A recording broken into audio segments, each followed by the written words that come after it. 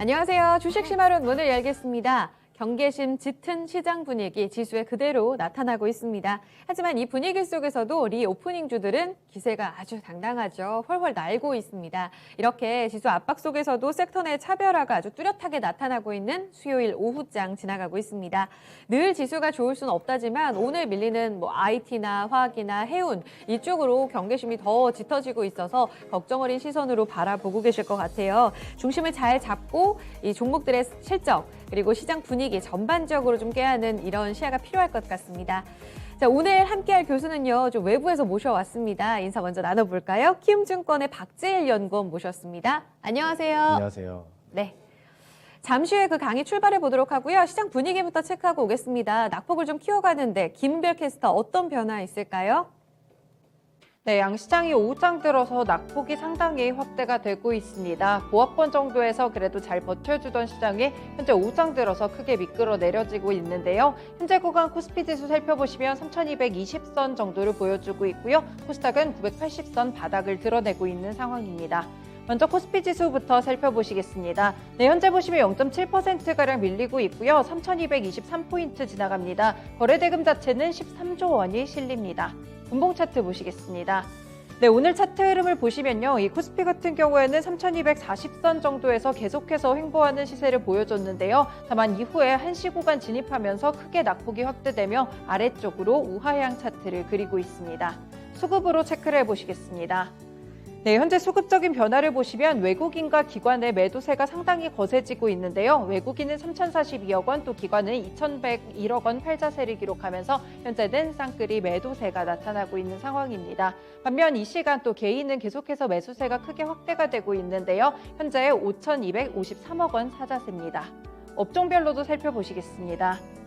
네, 전반적으로는 지수가 밀리게 되면서 하락하고 있는 섹터들이 많아지고 있는 상황인데요. 일단 가장 분위기가 어두운 쪽은 바로 철강 금속 쪽입니다. 1.9%가량 밀리고 있는데요. 경기 민감주들 가운데 철강 금속 섹터나 건설업 섹터가 1% 넘게 하락하고 있고요. 그 외에는 증권업종과 은행업종도 하락하고 있습니다. 그리고 의약품 섹터 같은 경우에는 어제장 상승을 했는데요. 차익 실현 빠르게 나오게 되면서 1% 넘게 밀리고 있습니다. 반면에 현재 구간 상승하고 있는 섹터들 보시겠습니다.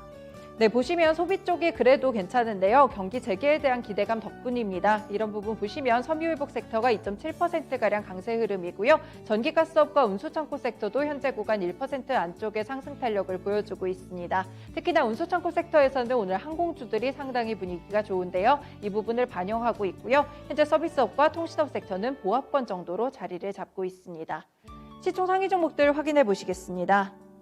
네, 현재 종목들의 분위기를 보면 대체적으로 파란불이 들어오게 되면서 하락하고 있는 종목들이 상당히 많은 상태인데요. 일단 삼성전자 같은 경우에는 0.6%가량 하락세가 나타나고 있습니다. 그리고 반도체 가운데서 특히나 SK하이닉스의 고심이 좀 깊어지고 있는 상황인데요. 현재 3%대까지 낙폭이 좀 커지고 있습니다. 이 D램 제품 불량 이슈와 관련해서 2조 원 손실이라는 등 이런 허위 내용이 담긴 악의적 온라인 게시물이라고 표현을 하면서 SK하이닉스가 사법당국에 공식적인 수사를 의뢰했다는 이런 소식들도 함께 체크해 보셔야겠고요. 오늘은 언택트 쪽이 그래도 방어를 해주고 있습니다. 네이버는 1% 안쪽으로 하락하고요. 카카오 같은 경우에는 다시금 상승 랠리를 펼치고 있습니다. 현재 외국인과 기관이 3거래일 연속 매수하는 분위기인데요. 이런 흐름 속에 카카오 현재 12만 9,500원을 지나가고 있습니다.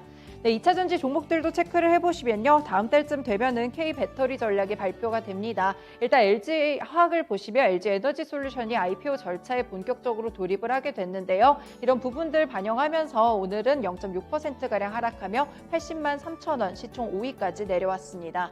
네, 제약바이오 종목들도 살펴보시면요. 어제장에서는 상승을 했는데요. 오늘은 그대로 다시금 상승했던 분을 내려놓고 있습니다. 삼성바이오로직스 보시면 2%가량 밀리고 있고요. 아래쪽으로 셀트리온도 2.6%대로 비교적 크게 하락하고 있습니다. 네, 그리고 제약바이오 종목들은 이렇고요. 현대차 같은 경우에는 현재 구간에서는 1%가량 하락하고 있습니다. 그래도 자동차 섹터들이 그동안은 주도주의 역할을 약간은 해주는 분위기였는데요. 오늘장에서는 시장 분위기에 휩쓸려서 내려가고 있습니다. 네, 넘어가서 특징주 체크해 보시겠습니다.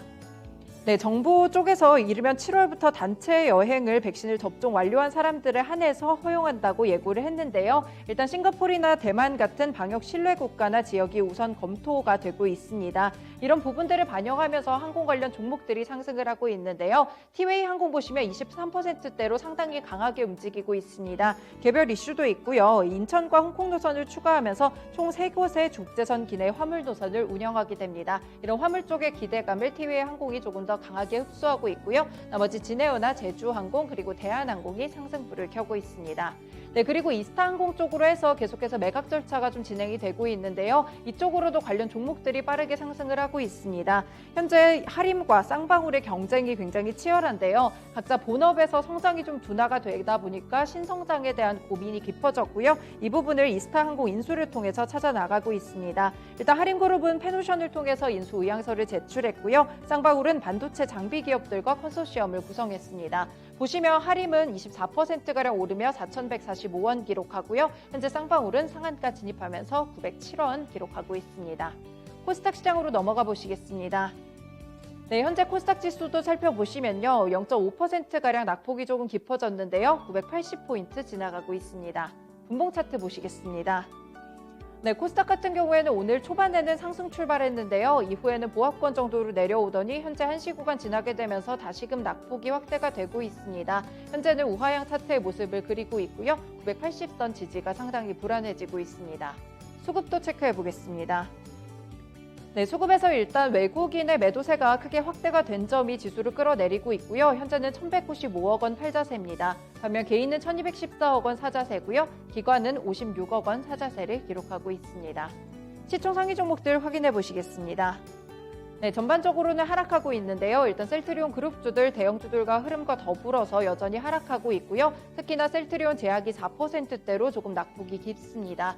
네, 반면에 게임 종목들이 잘 버텨주고 있고요. 카카오 게임즈를 보시면 1%가량 오름세를 기록하며 56,100원을 지나갑니다. 최근에 게임 쪽에서 약간의 이런 이슈가 있었던 아이템 확률을 조금 더 투명하게 공개하겠다는 소식이 있었고요. 카카오 게임즈 오늘까지 상승분을 나타내고 있습니다. 네, 나머지 종목들 가운데서는 에코프로비엠이나 SK머티리얼즈가 1% 넘는 하락세를 기록 중이고요. 휴재를 살펴보셔야겠습니다. 현재 10%가량 그야말로 급등세가 나타나고 있는데요. 춘천의 히알루론산 필러 신공장을 완공하면서 생산 규모를 크게 확대했다는 소식이 전해지고 있습니다. 이틀 전 뉴스였는데요. 어제는 반영이 되지 못했고요. 오늘장 흡수를 하면서 10%가량 오르고 있습니다. 네, 그 외 어제 6%대 상승했던 알테오제는 3%가량 차익 매물이 쏟아져 나오고 있습니다. 특징주 마지막으로 보시겠습니다. 네, 국내 백신 관련 종목들이 어제는 시세가 나쁘지 않았는데요. 이 문재인 대통령이 토종 백신을 먼저 확보하는 점을 강조를 했었죠. 그리고 이후에도 계속해서 이런 백신 관련 종목들 국내 쪽으로도 관심이 쏠리고 있는데요. 제넥신을 체크해보시면 임상1-3에서 이 안전성과 효과성을 발표했습니다. 그런데 한 매체에서 제넥신의 임상1-3 결과 이 투여 환자군의 중화항체가 코로나 회복기의 환자것과 비교를 했을 때 10%에 못 미치는 9.8%에 불과하다는 점을 지적을 했는데요. 이런 부분 때문에 현재 제넥신이 11%가량 하락하면서 86,100원을 기록하고 있습니다. 그래도 장중에 낙폭 축소가 많이 이뤄진 점이 고요. 국내 백신 종목들 가운데서 셀리드가 22%대로 오름세를 기록하고 있습니다. 바이오 코리아에 전시가 됐는데요. 현재는 김부겸 총리가 좀 살펴보고 있다는 소식이 호재성으로 반영이 되고 있습니다. 네, 지금까지 시장 상황 살펴봤습니다. 강의로 돌아가 보시죠. 네, 강의 본론 출발해 보겠습니다. 자, 오늘은요, 특별히 또 외부 강사진을 모신 만큼 특별한 이야기 좀 살펴볼 텐데요. 외부에서 또 키움증권 박지일 연구원이 커버하고 있는 이 임플란트, 덴탈 산업의 디지털화 관련된 이야기들 좀 깊숙이 들어가 살펴보겠습니다. 제목 함께 보실까요? 디지털화 되어가고 있는 덴탈 산업, 그 성장 배경과 전망에 대해서 좀 들어봅니다. 이렇게 두 가지 주제 보셨는데 먼저 첫 번째로는 산업 분석 깊게 들어가 보고요. 다음 주제로 또 이어서 살펴보도록 하겠습니다. 자, 연구원님, 일단 디지털화 되어가는 덴탈 산업 이렇게 제목에도 나와 있는데 네네. 디지털 덴티스트리 사실 뉴스에도 종종 나와서 네네. 리포트에서도 보신 분들 많으실 거예요. 하지만 그 네네. 개념 자체가 네. 명확하게 와닿진 않습니다. 네네. 이게 뭔가요? 그 일단 디지털 덴티스트리를 한마디로 좀 말씀을 드리면은 네. 기존에는 저희가 수작업 위주의 방식으로 이제 진단부터 아니면 그 설계, 제품 생산까지 했었는데 네. 이제 이 일련의 작업 과정들이 다 디지털 장비를 활용을 해서 디지털화 된다는 그런 용어를 그 통칭하는 게 디지털 덴티스트리라는 용어고요. 네.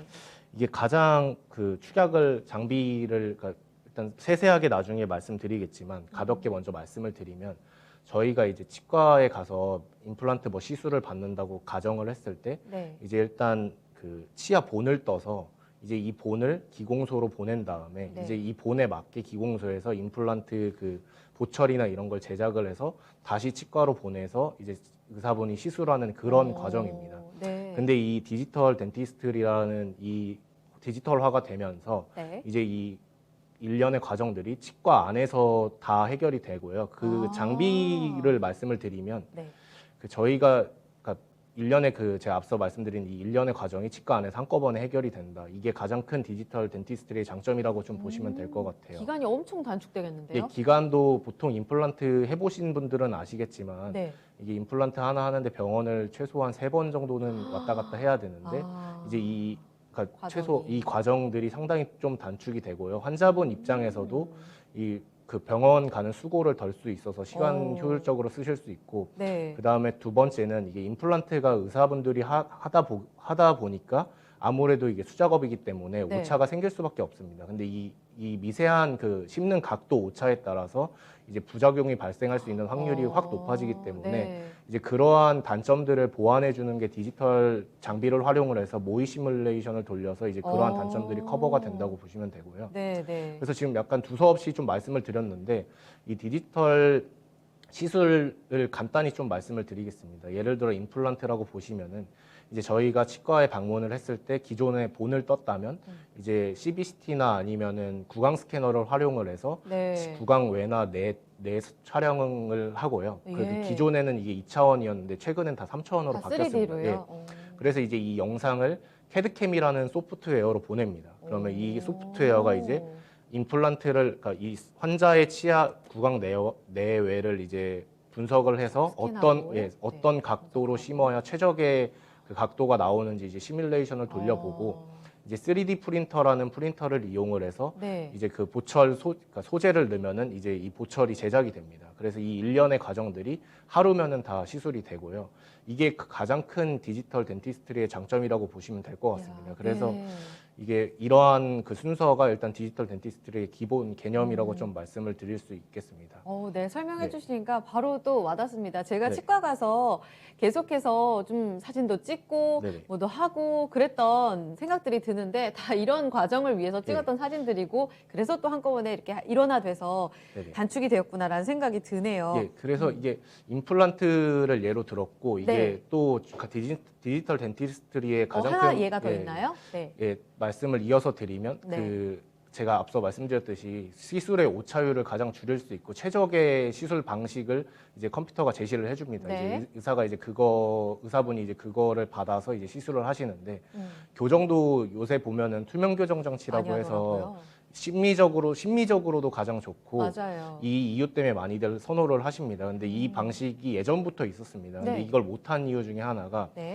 기존에는 이제 그 소위 얘기하는 철사 교정 있지 않습니까? 네, 이 치아 외쪽으로 해서 그 맞아요. 교정 방식을 많이들 쓰셨었는데 네. 그 방식, 그러니까 투명 교정 장치는 아무래도 그 방식보다는 더 정교함을 요구하기 때문에 이 정교함을 이제 컴퓨터를 활용을 해서 좀 더 정교한 방식으로 할 수 있었기 실수를 때문에 줄일 이제 수 있고. 네. 그래서 이제 투명 교정 장치도 지금 활성화가 되고 있고 이제 그러한 방식으로 이제 임플란트나 네. 교정 아니면 보철 등 다양한 시술 방식이 이제 다 디지털 장비를 활용을 네. 해서 좀 더 그 선택 폭도 넓어지고 제품도 다양화가 돼간다고 좀 보시면 될 것 같아요. 알겠습니다. 기본 개념부터 좀 확실하게 설명을 먼저 드렸어요. 네. 그래서 아무래도 이 덴탈 산업이 꾸준히 성장할 수밖에 없겠구나 이런 설명이 어느 정도는 와닿습니다.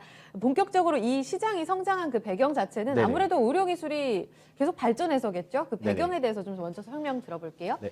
간단히 시장 규모부터 먼저 말씀해드리면은 네. 그 지금 현재 그 유명한 BCC 리서치에 따르면 지금 현재 2016년도에는 143억 달러 시장이었습니다. 근데 네. 이제 연평균 5% 정도 지금 덴탈 시장이 성장을 하고 있고 이제 2021년도에는 192억 달러까지 성장할 것으로 보고 있습니다. 그리고 네. 이 성장률만 보면 5%인데 이건 전체 덴탈 산업의 성장률이고요. 네. 이 와중에 현재 디지털 시장이 차지하는 비중은 5% 수준으로 되게 작습니다. 근데 성장률로 놓고 보면 디지털 네. 시장은 20% 이상 가파르게 성장을 하고 있고 음. 디지털 덴티스트리 시장이 성장하는 그 배경은 크게 그 세 가지로 좀 나뉠 수가 있겠습니다. 네. 그 첫 번째 같은 경우에는 일단 그러니까 덴탈 시장이 성장하는 요인부터 먼저 말씀을 해드리면은 네. 일단 세 가지로 나눌 수 있는데 첫 번째 같은 경우에는 고령 인구 비중이 증가하고 있음에 따라서 덴탈 산업이 아. 좀 더 가속화된다고 보시면 되고요. 그렇죠. 네. 두 번째 같은 경우에는 지금 시장 성장을 견인하고 있는 그 수요가 신흥국 및 그 개발도상국 위주로 이제 치과 수요가 꾸준히 증가를 하고 있습니다. 그래서 네. 이제 이 시장의 성장률이 가팔라짐에 따라서 전체적인 시장 성장률도 증가를 하고 있는 그런 그림으로 보시면 되고요. 네. 그 세 번째 시장 같은 경우에는 이제 그 신흥국하고 그 개발도상국 같은 경우에는 네. 인구당 그 임플란트나 교정을 할 수 있는 시술 그 의사분들의 수가 현저히 적습니다. 왜냐하면 시장 자체가 이제 막 때문에 성장을 하고 있는 시장이고 네. 그 전까지는 이제 소득 수준이 아무래도 낮다 보니까 네. 이게 덴탈 산업 같은 경우에는 소득 수준에 어느 정도 영향을 받는데 이제 그 소득 수준이 낮다 보니까 시장 자체가 말씀해 주셨다시피 그렇게 크지 않았습니다. 네. 근데 이제 신흥국이나 개발도상국도 이제 소득 수준이 올라가면서 덴탈에 대한 수요가 늘어났고 네. 그로 인해서 이제 관련 시술을 할 수 있는 의사분들의 의사분들의 숫자도 증가를 하고 있고 이로 인해서 이제 신생 병원들이 많이 생겨나고 그에 따라서 이제 장비나 임플란트 소재에 대한 수요가 증가하고 있다고 보시면 될 것 같아요. 그래서 그렇군요. 크게 세 가지 정도로 이제 성장 그 배경을 좀 네. 말씀을 드릴 수 있겠습니다. 덴탈 시장도 커지고요. 그 안에서 지금은 미미한 비중을 차지하지만 디지털 덴탈 산업도 앞으로 더 네네. 큰 폭으로 성장할 거다. 이 포인트를 강조해 주셨습니다. 네. 그리고 없었던 수요가 생긴다. 이게 핵심인 것 같아요. 네네. 그러면 국내뿐만 아니라 말씀하신 신흥국을 포함해서 네. 이미 커져 있는 선진국도 있을 거 아니에요. 아, 예, 맞습니다. 국내외 이 임플란트 덴탈 산업의 네네. 시장의 특징들 어떤 것들이 있는지 어떻게 고성장과 좀 연결 지을 수 있는 포인트가 있는지 궁금해요. 아, 네네. 그 임플란트 시장만 먼저 말씀을 드리면은 네. 임플란트는 국내 같은 경우에는 시장 성장률이 연평균 한 5% 수준입니다. 근데 그 성장률로 보면 국내가 작을 수밖에 없는 이유가 네. 국내 그 의사분들의 숙련도가 글로벌리 봤을 때 상당히 높은 수준입니다. 그래서 국내가 그러니까 인구수 대비 임플란트 네. 그 시술 가능한 의사수분들이 제일 많고요. 그에 따라서 이제 어느 정도 성숙 시장이라고 좀 말씀드릴 수 있겠습니다. 이젠 예. 성숙기라고 봐야 돼요. 그래서 5% 정도 시장 성장률을 가지고 네. 가고 있고 네. 반면에 인도나 신흥국이나 아니면 중국 같은 경우에는 앞서 말씀드렸듯이 이제 막 임플란트 수요가 증가를 하고 있고 시장이 성장하고 있음에 따라서 연평균 한 20% 정도로 가파르게 성장을 하고 있습니다. 그래서 네. 이 시장 성장 배경은 앞서 말씀드렸듯이 소득 수준이 증가함에 따라서 이제 덴탈 수요가 증가를 하고 있고 두 번째 같은 경우에는 네. 임플란트나 교정 관련된 이제 시술 가능한 의사분들이 증가를 하면서 병원 수가 증가를 하고 있고 그에 따라서 수요가 증가하고 있다고 좀 두 가지로 좀 말씀을 드릴 수 있겠습니다. 그래서 정리해서 말씀을 드리면 국내 네. 같은 경우에는 5%로 성숙 시장인 반면에 네. 글로벌 해외 그 신흥국이나 개발도상국 같은 경우에는 이제 막 수요가 가파르게 증가하고 있기 때문에 연평균 한 20% 이상으로 꾸준히 성장을 그 2019년도부터 좀 빠르게 성장을 해왔고 네. 향후 이 성장세가 지속된다고 보시면 될 것 같습니다. 답은 수출에 있겠다 이런 생각도 예, 맞습니다. 듭니다. 네네. 말씀해 주신 것처럼 국내는 성숙기, 인도, 중국, 신흥국 중심으로 이 개화기를 맞이하면서 큰 성장이 기대된다라는 포인트가 임플란트 국내외 시장의 핵심 특징이었습니다. 결국은 그럼 전체 임플란트 시장에서도 앞서 말씀드린 대로 아직은 미미하지만 네네. 이 디지털화가 핵심이잖아요. 네, 맞습니다. 이렇게 디지털화로 이어질 수밖에 없는 그 원인들이 분명히 있을 것이고 네네. 그렇기 때문에 앞으로 무궁무진한 그 잠재력 네. 좀 기대가 되거든요. 네, 맞습니다. 이와 관련된 전망은 어떻게 보고 계신가요?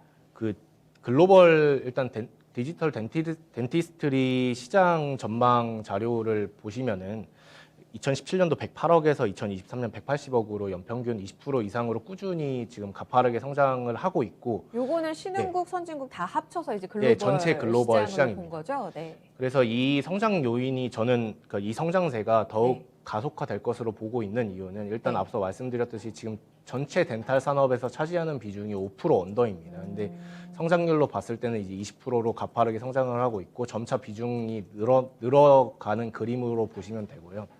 이 시장 성장이 좀 가속화될 요인으로 보는 이유가 크게 세 가지입니다. 네. 일단 첫 번째 같은 경우에는 그 디지털 그 장비 가격 하락 및 성능 개선이 첫 번째 이유고, 두 번째 같은 경우에는 신흥국이나 개발도상국 중심으로 신규 의사 수가 증가를 하면서 네. 병원 수가 많아지고 있고, 네. 이제 그로 인해서 그 장비나 소재에 대한 수요가 증가하고 있다. 이게 두 번째 그 성장 요인이고, 네. 세 번째 같은 경우에는 미국이나 중국처럼 네. 그 덴탈 시장이 큰 시장 같은 경우에는 그 저희 소위 얘기하는 프랜차이즈식 병원이 많습니다. 그래서 이제 대형 병원, 대형 프랜차이즈 병원들이 이제 치과 쪽으로도 많이 확장해 나가는 국면에 있고, 이러한 이 세 가지 요인 때문에 디지털 네. 덴티스트리 시장은 성장이 가속화될 것으로 네. 좀 판단을 하고 있습니다. 네, 세 가지 그래서- 요인 일단 압축을 해주셨어요. 하나씩 들여다 볼게요. 네네. 가속화 요인 세 가지, 여기에 좀 집중하셔서 보시면 네. 아마 투자 포인트에 있어서 큰 힌트들을 많이 가져가실 것 예, 같은데, 맞습니다. 일단은 많이 싸졌다. 예, 맞습니다. 요게 핵심이죠. 네,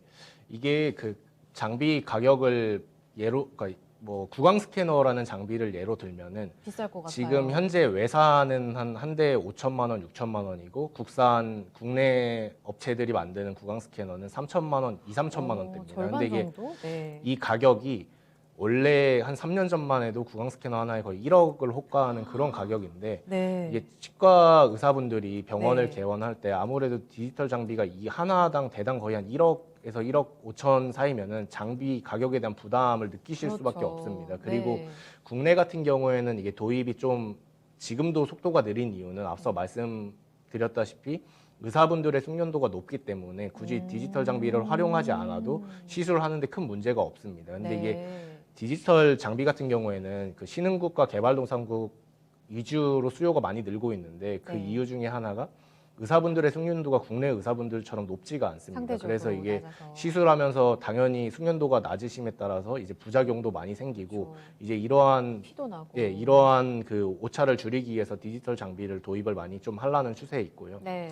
그래서 일단 결론만 말씀드리면은 그 기기나 및 재료 가격이 일단 하락을 하면서 의사분들이 이제 디지털 장비를 도입하는데 전보다는 좀 진입 장벽이 낮아졌고, 네. 그로 인해서 도입 속도가 좀 가팔라지고 있는 상황입니다. 이제 네. 그런 상황이고, 여기에 추가적으로 그 중국이나 아니면은 신흥국 같은 경우에는 의사분들의 숙련도가 낮다 보니까 이제 빠르게 좀 장비를 도입하고 있는 그러한 지금 현황이고, 추세다. 예, 그러한 추세에 있고, 이제 수요는 증가함에 따라서 장비 네. 그 판매 속도 또한 증가할 것으로 판단을 하고 있습니다. 지금 두 번째 포인트도 어느 정도 네. 힌트가 나와가지고요. 네. 많이 싸지고 기기가 너무 좋아졌다. 이건 우리가 피부로 많이 느낍니다. 네. 그런데 두 번째 가속화 요인은 이제 신흥국 네, 시장 맞습니다. 이야기를 해주셨잖아요. 방금 말씀하신 이 중국 그리고 네네. 조금 전에 인도 네네. 이쪽으로 정말 드라마틱하게 네네. 장비를 구입하는 이런 시그널이 나오고 있는 네네. 거예요. 특히 이 국내 업체들의 수출 비중을 뭐 뒤에서 말씀을 드리겠지만, 네. 가장 그 키포인트 성장의 그 키포인트가 이제 신흥국 그 수요가 많이 늘면서 이제 국내 업체들도 어느 정도 수요를 받고 있고 성장을 좀 오. 신흥국이 견인한다고 좀 말씀을 드릴 수 있겠습니다. 수출적으로. 예. 네네. 그래서 신흥국이 이렇게 빨리 지금 성장할 수 있는 배경은 앞서 말씀드렸듯이 치과 수요가 증가함에 따라서 병원 수도 늘어나고 있고, 실제로 중국은 지금 매년 한 15,000개 정도 지금 치과가 생겨나고 있습니다. 인도 또한 지금 한 12,000개 정도 치과가 생겨나고 있고, 국내에는 1,000개 언더로 지금 병원이 생겨나고 있는데, 그거에 네. 비하면 거의 한 10배 속도가 이상으로 엄청 빠르네요. 신규 병원 속도가 많이 생겨나고 있고, 이 신규 병원들이 개원함에 따라서 이제 디지털 장비에 대한 수요도 늘어나고 있고, 그렇죠. 그 소재에 대한 수요도 증가하고 있다고 보시면 될 것 같습니다. 그래서 네. 저 화면에 보시다시피 지금 이 아까 제가 차트가. 앞서 말씀드렸다시피 신흥국 같은 경우에는 임플란트나 교정을 시술할 수 있는 의사분들의 숫자가 상당히 좀 적었는데, 면적당. 지금 저 그래프를 보시면 빠르게 올라오는 모습을 확인을 하실 수가 있겠습니다. 왼쪽이 중국 그래서- 치과 의사 수 추이 네, 매년 맞습니다. 늘고 있고, 인도는 굉장히 그 폭 자체가 더 크네요. 네네. 그래서 이게 중국 같은 경우에는 아무래도 인도보다는 또 경제가 많이 좀 성장을 하고 있고, 이미 그렇죠. 발전된 네. 국가기도 하고, 예. 인도 같은 경우에는 이제 막 성장을 네. 하기 때문에 더 고성장할 예, 거고. 더 고성장을 향후에는 성장률로 봤을 때는 할 건데, 네. 지금 현재 가장 중요한 신흥국 국가 중에 가장 중요한 국가는 그 중국이라고 좀 말씀드릴 수가 있겠습니다. 그래서 중국 덴탈 시장이 중국과 미국이 시장 점유율 거의 한 70%를 차지하고 있습니다. 그래서 미국이 한 30% 중반, 중국이 30% 중반으로. 오. 근데 미국 같은 경우에는 어느 정도 시장이 발달해 있기 때문에 시장 성장률로 보면 10% 정도 언더, 네. 8%에서 10% 정도 성장을 하고 있는데 네. 중국 같은 경우에는 이제 막 성장 초입이기 때문에 거의 한 20% 가까운 성장세를 보이고 있고 이에 따라서 이제 중국이란 국가가 성장하는 그 추이를 좀 잘 보시면서 이제 네. 국내 업체들이 어떤 종목이 수혜를 받을지는 이제 그렇죠. 나중에서 설명을 드리겠습니다. 네. 네. 가속화염 세 번째 좀 짧게 네. 가볼게요. 대형 치과 네네. 체인. 아직 우리나라도 그렇게 많지는 않은데, 네네. 그렇죠? 예, 맞습니다. 그래서 이 대형 치과 체인도 우리나라에 그 제가 뭐 직접적인 치과 이름을 언급하기는 좀 그래서 그 하나 있습니다. 근데 뭐 지금도 그 치과 체인이 활성화되어 있는지까지는 모르겠는데 네. 일단 중국과 미국 같은 경우에는 아무래도 그 시장 규모 자체가 크고 이게 인구도 많다 보니까 병원들도 약간 대형 일성 도시나 아니면은 그 주요 중심 지역을 기반으로 해서 이제 DSO라고 이제 프랜차이즈형 치과들이 많이 생겨나고 있고 이 프랜차이즈형 치과가 생겨나는 거에 좀 주목을 하실 필요가 있는 게 네. 아무래도 보통 병원을 개원을 하면은 개인분들이 많이 개원을 하시는데 네. 거의 기업형 단위로 이제 프랜차이즈가 거의 기업이지 않습니까? 그래서 네. 아무래도 자금력 측면에서 여유가 있기 때문에 신규 디지털 장비 도입이 아무래도 개인분들보다는 확실히 빠르게 좀 도입을 하시고 그렇죠. 있습니다. 그래서 네. DSO 숫자가 늘어날수록 디지털 장비 판매량도 가속화가 된다고 좀 보시면 될 것 같습니다. 그럼에 따라서 이제 세 번째 요인이 대형 치과 체인 확장에 따른 디지털 장비 수요 증가로 인해서 시장 성장이 좀 더 가속화될 것이다라고 좀 말씀을 드리고 있습니다. 네. 세 가지 요인들을 좀 짚어봤습니다. 이 시장 잠재력 대단할 것 같은데요. 향후 네. 이 시장의 전망에 대해서 구체적으로 그럼 어느 정도까지 성장한다라고 보면 되는지 네네. 이에 따른 수혜주는 국내에서 어느 쪽으로 포커스를 맞추면 좋을지 네네. 사실 수출 포인트를 어느 정도 힌트를 주셨죠. 아, 네. 그 시장을 전반적으로 앞서 말씀드렸듯이 네. 이게 그러니까 전체 덴탈 시장은 글로벌리 한 5% 정도 성장하는데 이 전체 전체 덴탈 시장에서 디지털 덴티스트리가 차지하는 비중이 지금 5% 언더이고 네. 이 디지털 덴티스트리 시장은 20% 이상으로 가파르게 매년 성장을 하고 늘고. 있어서 이 디지털 덴티스트리의 그 수혜를 받을 만한 종목을 이제 뒤에 소개를 해드릴 해야 거고, 한다. 예. 네. 그래서 이 시장에 좀 그러니까 덴탈 시장을 보시는 분들은 이 디지털 덴티스트리 산업을 좀 줄력해서 보시면은 네. 여기에 좀 모멘텀이 많고 이제 이 시장 성장에 따라서 수혜를 어떤 종목이 받을 수 있는지 이제 그 종목을 뒤에서 좀 말씀드리겠습니다. 알겠습니다. 의료와 IT가 손을 잡았습니다. 대다수 지금 최근에 뭐 SOC와 관련해서도 디지털화되는 게 추세인데요. 의료기기에 있어서도 그리고 특히 아직 너무 적은 비중을 갖고 있는 이 덴탈 산업 안에서도 디지털화가 추세라고 합니다. 그래서 계속해서 성장하는 이 시장을 계속 주목하셔야겠고요. 그 답은 또 해외에 있다라는 팁까지 들어봤습니다. 그럼 이제 기업으로 좀 압축해서 보죠. 두 번째 주제로 가겠습니다. 디지털 덴티스트리 이 키워드로 잡고 간다면 이 시장 성장 속에서 누굴 봐야 하는가 압축해서 보겠습니다.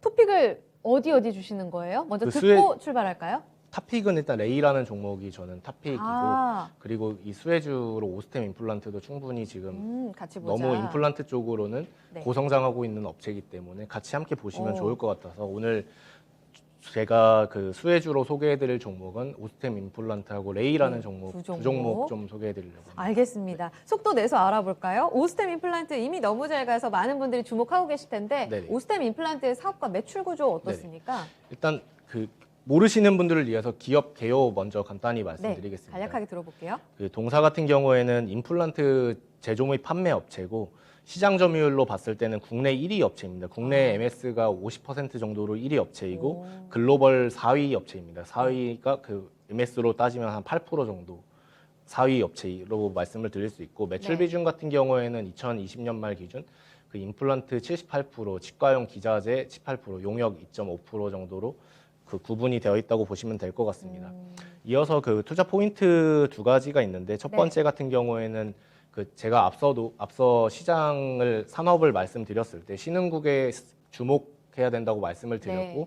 이제 신흥국에서 그 잘하는 업체를 이제 찾아야 이제 이 업체가 그 신흥국이 성장하면서 가장 큰 같이 수혜를 올라갈 수 있는. 받는 업체가 오스템 임플란트라고 좀 아. 말씀을 드리고 있는 이유가 네.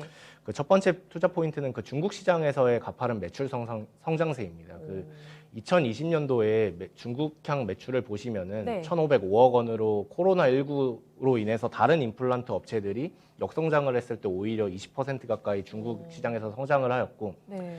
저렇게 성장할 수 있었던 가장 큰 요인은 경쟁사들 같은 경우에는 딜러나 대리점을 통해서 한 단계 거쳐서 판매를 하고 있습니다. 근데 네. 오스템 임플란트 같은 경우에는 직접적으로 이제 자체적인 인원을 통해서 직접 영업 방식으로 이제 판매를 하고 있고 한마디로 자체적인 영업망을 구축을 해놨습니다. 네. 그래서 코로나19가 발생을 하였음에도 불구하고 이게 다른 업체들의 회복세가 좀 느렸던 이유는 아무래도 딜러나 대리점을 통해서 판매를 하기 때문에 시차가 발생할 수밖에 없는데 네. 오스템 같은 경우에는 이제 직접 컨트롤이 가능한 영업망을 가지고 있기 때문에 재빠르게 대응을 했고 굉장히 유리하게 예. 작용했네요. 오. 이에 따라서 중국 매출이 1,505억 원으로 성장을 하였습니다. 네. 그리고 이번 1분기 매출액을 중국 매출액을 확인해 보셔도 아시겠지만 네. 381억 원으로 거의 200% 가까이 진짜 성장을 잘했네요. 하였고요. 네.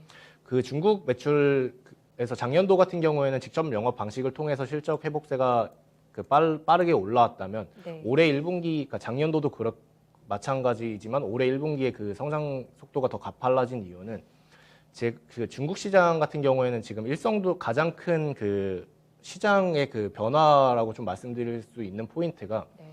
아무래도 일성 도시를 중심으로 이제 임플란트만 놓고 봤을 때 프리미엄 제품을 선호하시는 수요가 상당히 많이 늘어났습니다. 소득 수준이 늘어나면서 예, 맞습니다. 덩달아 그래서- 이렇게 프리미엄화 됐군요.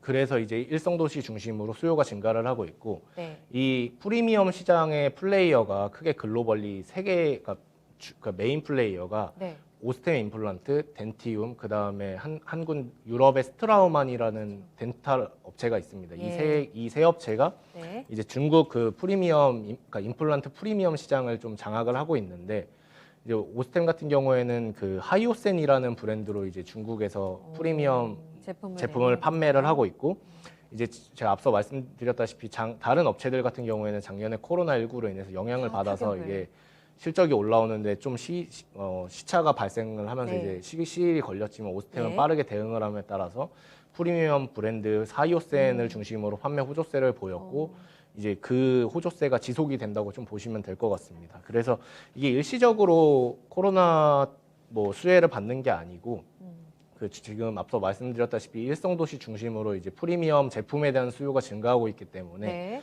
이 판매 호조세는 지속이 될 것으로 호조세가 지속될 거다. 그래서 이제 중국 시장에서 가파른 성장세가 지속이 된다고 좀 말씀을 드리고 있습니다. 그래서 연간 전망은 어때요? 네. 실적 전망은 제가 개인적으로 추정하는 추정치는 2021년도 매출 7,724억 원, 영업이익 1,228억 원 정도 전망을 하고 있고요. 매출액 같은 경우에는 한 20% 성장을 한다고 보시면 되고요. 네. 영업이익 또한 그 수준 성장을 한다고 보시면 될 것 같습니다. 그래서 올해 성장 모멘텀 같은 경우에는 앞서 말씀드린 중국 시장에서의 가파른 성장세가 제일 첫 번째 큰 모멘텀이고 네. 작년도에는 중국 이외에 유럽이나 다른 주요 수출 국가들이 아무래도 코로나의 타격을 받았는데 네. 올해는 그게 정상화되는 구간에 지금 진입을 하였고 이러한 이 부분들이 1분기부터 이제 실적으로 그렇죠. 증명이 되었고 이제 실적 정상화 플러스 중국 모멘텀으로 인해서 구성상까지. 올해도 성장세는 지속이 된다. 이렇게 좀 말씀을 드리고 있습니다. 그리고 이어서 밸류에이션도 짚어드리면은 네, 짚어주세요. 4월에 최고가 나왔고 네네. 조정받은 이후에 다시 이달에 9만 원에 진입하고 있거든요. 네네. 여기서 더 갑니까? 저는 개인적으로 제가 주가를 정확히 맞출 수는 없지만 네. 그런 실적 추정치 예. 감안했을 때 그런- 목표가가 궁금해요. 추정치를 감안을 했을 때 올해 PER이 네. 한 15배 수준입니다. 근데 아, 이게 글로벌 임플란트 업체들이 지금 받는 PER이 30배 중반 수준이에요. 근데 네. 그 업체들보다 당연히 좀 오스템이 글로벌 4위여도 글로벌 시장 점유율이 그 앞선 업체들보다 낮기 때문에 네. 당연히 그만큼의 밸류에이션은 주기 30배는 힘들지만 무리지만. 예, 그 정도는 무리지만 지금 앞서 말씀드렸듯이 이 중국 프리미엄 시장 같은 경우에는 오스템이 상당히 좀 잘하고 있습니다. 그래서 네. 이 부분은 충분히 프리미엄 요소가 된다고 판단을 하고 있고 예. 그다음에 이러한 모멘텀으로 인해서 실적 성장세를 고려를 했을 때 지금 물론 주가가 9만 원 초반까지 좀 상승을 한 부분이 없지 않아 있지만 예. 이제 실적으로 꾸준히 그 성장세를 증명을 할 거고 그리고 이제 타 경쟁사 대비해서는 여전히 주가가 단기에 올랐어도 저평가 지적을 지금 받고 있음에 따라서 네. 추가적인 업사이드는 상당히 좀 높다고 판단을 하고 있습니다. 그렇군요. 네. 지금 적정 타겟 PER은 얼마 정도로 보신다는 적정 건가요? 타겟 PER은 제가 이게 사실 TP가 없어가지고 제가 네. 거기까지는 사실 생각을 못했고 그래도 15배와 지금 경쟁사 경쟁사를 30배 비교했을 때는 이렇게 충분히, 안에서 예. 업사이드는 열려 있다. 예, 맞습니다. 이렇게 알겠습니다. 자, 두 번째 토픽 넘어가 볼게요. 사실 진짜 토픽은 먼저 말씀해 주셨던 이 레이였습니다. 네. 레이의 경우 주목하시는 그 포인트가 뭘까요? 그 레이 같은 경우에는 가장 큰 포인트는 일단 중국 모멘텀이 있습니다. 레이도. 그러니까 같은 오스템도 그렇고 신흥국 쪽으로 중국도 보시네요. 그렇고 네. 그러니까 레이도 그렇고 이 중국 모멘텀이 그 덴탈 지금 관련주 중에 중국 모멘텀이 있는 주식들이 가장 큰 수혜를 받고 실적 성장세가 이제 전망 가시화되는 구간에 있기 때문에 그렇죠. 그 관련주들을 오늘 말씀을 드리고 레이 네. 같은 경우에도 지금 2월 달에 기사를 보시면은 중국 그 덴탈 PE 전문 PE 업체인 케어캐피탈과 네. 그 MOU 체결을 하였습니다. 근데 이 MOU 체결이 시사하는 바는 네. 중국에서 그동안은 레이가 그 딜러 그러니까 자체적인 뭐 딜러나 그 대리점을 통해서 판매를 하였다면 네. 이 케어캐피탈과 MOU 체결과의 그 시너지 효과는 첫 번째 같은 경우에는 케어캐피탈이 중국 그 유통시장 점유율이 한 70% 정도 시장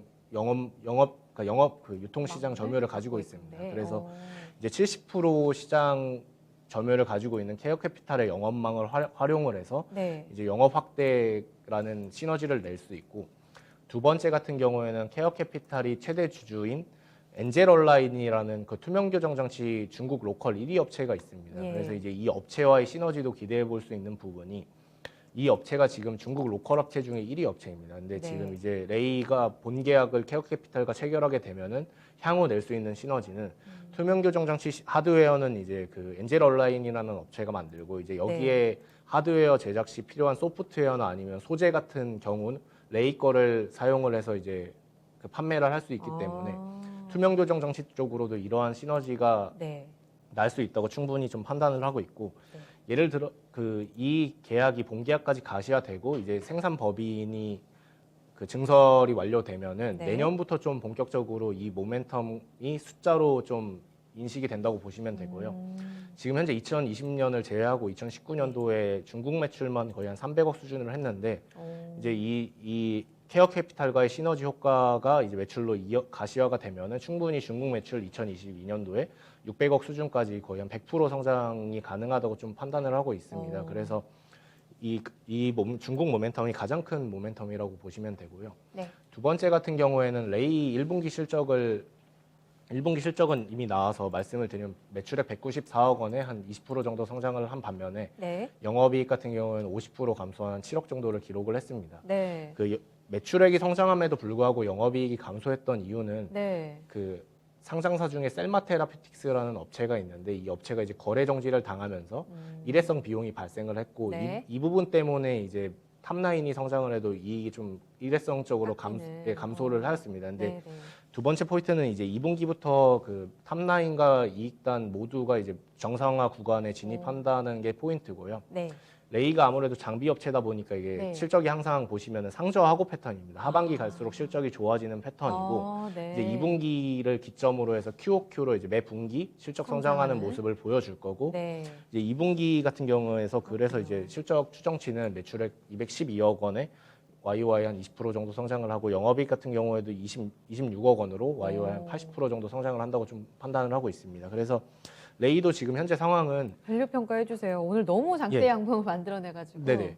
그래서 밸류에이션 같은 경우에 레이는 올해 실적 기준으로 한 19배 정도 지금 밸류에이션을 받고 있습니다. 근데 예. 제가 목표 주가 8만 원을 제시를 레이는 한 이유가 네. 그때 그 타겟 PER 같은 경우에는 한 26배 정도 적용을 하였고요. 네. 그 타겟 PER 26배에 적용한 그 이유는 지금 레이를 그 투자하시는 분들이 가장 중요하게 보시는 포인트 중에 하나가 중국 모멘텀입니다. 중국 모멘텀이 붙으면서 이제 실적이 내년도에 퀀텀 점프한다는 이 가정을 가지고 이제 약간 되게 레이를 좋게 보시는 분들이 네. 많은데 이제 그 글로벌 피어 업체들의 밸류에이션은 앞서 말씀드렸듯이 30배 중반을 받고 있습니다. 근데 레이 같은 경우에는 그 지금 현재 레이도 오스틴과 마찬가지로 한 19배 수준으로 글로벌과 비교했을 때도 저렴하고 네.